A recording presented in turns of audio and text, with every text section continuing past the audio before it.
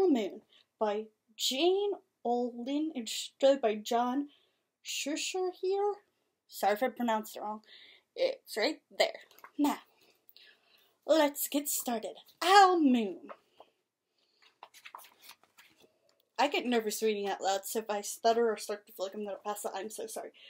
It was late one night, winter night, long past my bedtime, when Papa and I went owling.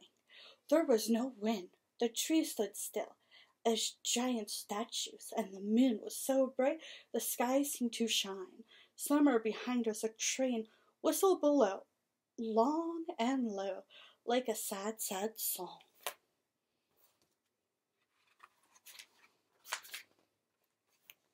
I could hear it, though. The woolen cap Pap had pulled down over my ears. A warm dog answered the train, and then a second one joined in.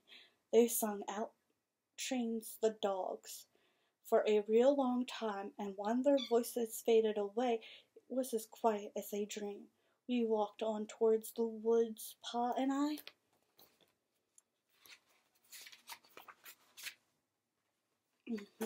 Our feet crunched over the crisp snow, and little gray footprints followed us. Pot and made a long shadow, but mine was shorter and round. I had to run after him, even now and then, to keep up, and my short, round shadow bumped after me. But I never called out. If you go owling, you have to be quiet. That's what Pa always says. I had been waiting to go owling with Pa for a long, long time.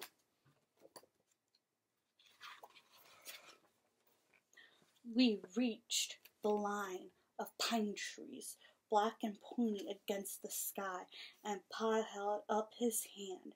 I stopped right where I was and waited. He looked up, as if searching the stars, as if reading a map up there. The moon made his face into a silver mask. Then he called, "Woo, hoo, hoo, hoo, hoo, hoo." The sound of a great horned owl. Hoo, hoo, hoo, hoo, hoo.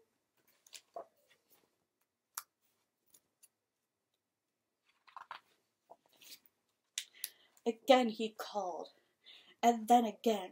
After each call, he was silent, and for a moment we both listened. But there was no answer. Pa shrugged, and I shrugged. I was not disappointed. My brothers all said sometimes there's an owl and sometimes there isn't.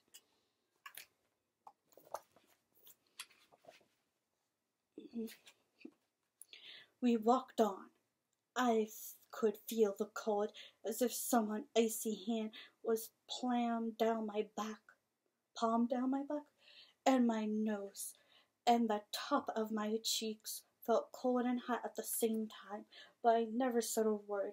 If you go out, you have to be quiet and make your own heat.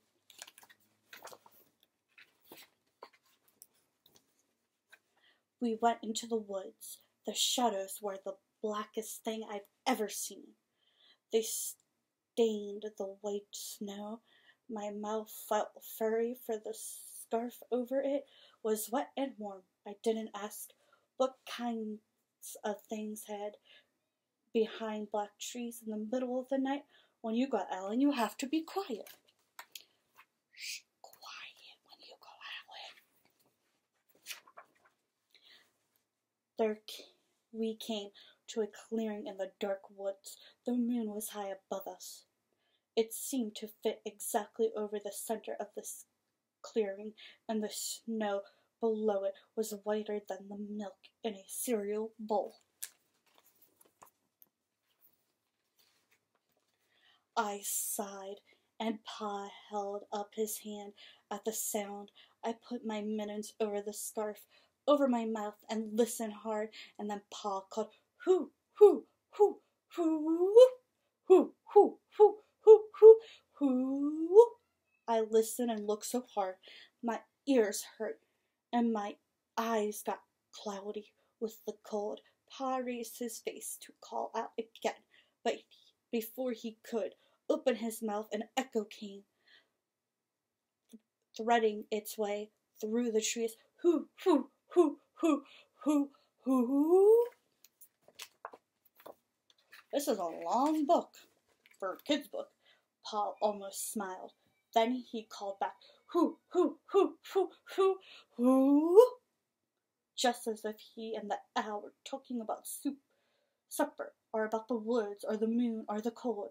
I took my mittens off, the scarf off my mouth, and I almost smiled too.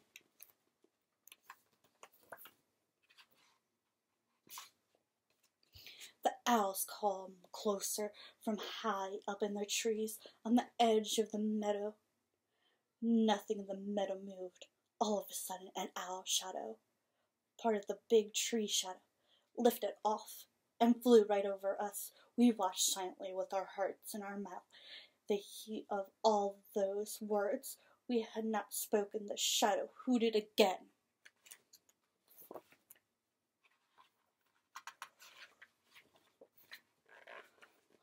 Paul turned on his black flashlight and caught the owl just as it was landing on a branch.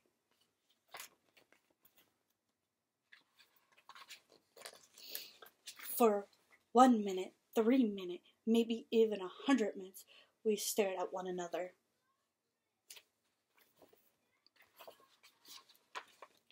Then the owl pumped its great wings and lifted off the branch like a shadow about sound. It flew back into the forest. Time to go home, Pa said to me. I knew then I could talk. I could even laugh out loud, but I was a shadow as we walked home.